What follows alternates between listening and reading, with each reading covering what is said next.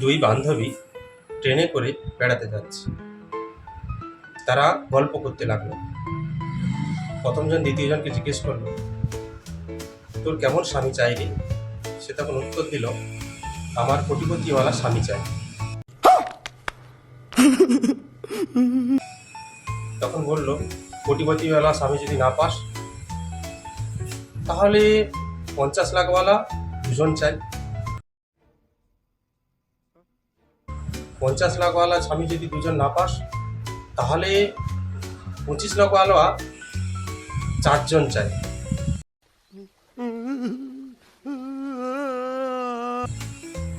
তখন আরেক ব্যক্তি ট্রেনের মধ্যে ঘুমাচ্ছিল।